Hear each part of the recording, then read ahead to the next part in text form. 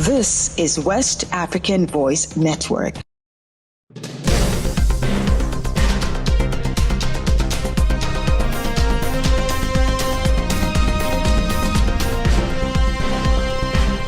Hello and welcome to Newswave on West African Voice Network. I am Fatima Ibrahim. We'll begin with security developments as Burkina Faso, Niger and Mali unveil unified military force to tackle Sahel insecurity.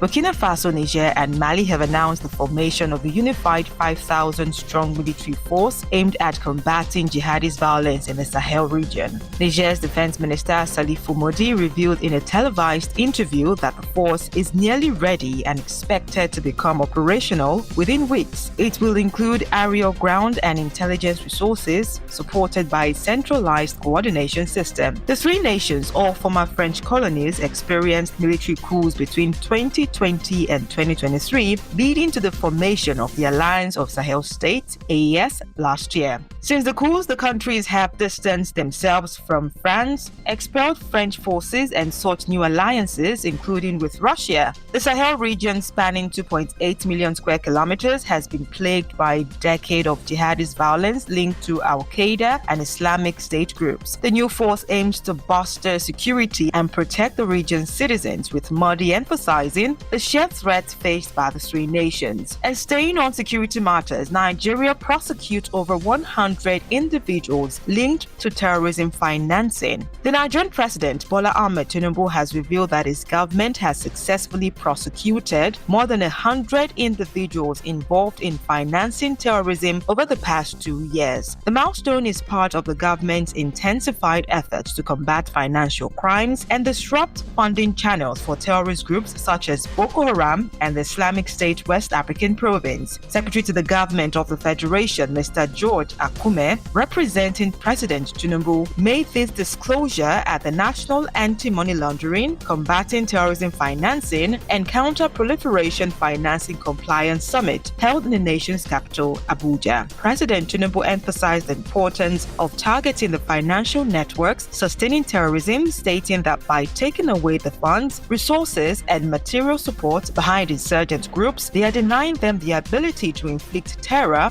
on communities and citizens. Staying a bit in Nigeria, UN warns over 2.5 million Nigerian children face malnutrition crisis. The United Nations has reported that over 2.5 million children in northeast Nigeria are at risk of malnutrition in 2025. The alarming crisis is driven by ongoing insecurity and the devastating effect of 16 years of violent extremism in the region. Trond Jessen, head of the UN Office for the Coordination of Humanitarian Affairs in Nigeria, made a statement on Tuesday during a news conference in Abuja ahead of the launch of the National Humanitarian Needs and Response Plan by the UN. Jensen highlighted that ongoing violence in the region has forced a significant portion of the population to flee their homes, seeking refuge in camps for displaced persons or neighboring countries like Niger and Chad. And away from that, UNIPGC reiterates commitment to global peace, recognizes Isheri Monarch. The United Nations Peace and Governance Council, UNIPGC, has reiterated the critical importance of fostering global peace and promoting good governance. Ambassador Dr. Jonathan Ojada, Global President of UNIPGC, emphasized this mandate during a courtesy visit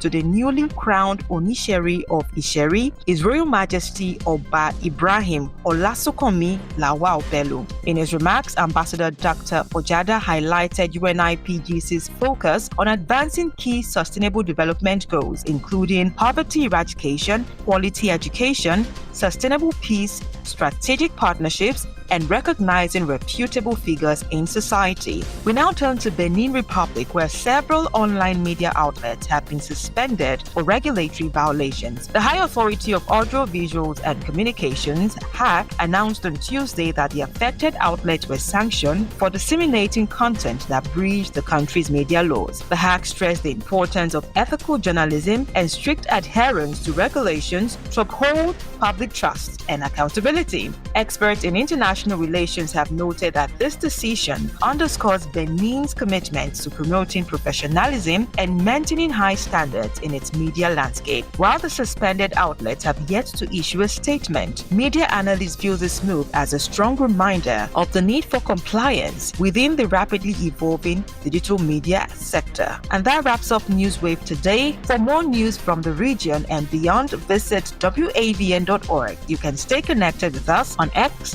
Instagram, Facebook, and LinkedIn at WAVN News, and on TikTok and YouTube at West African Voice Network. I am Fatima Ibrahim. Thank you for your time.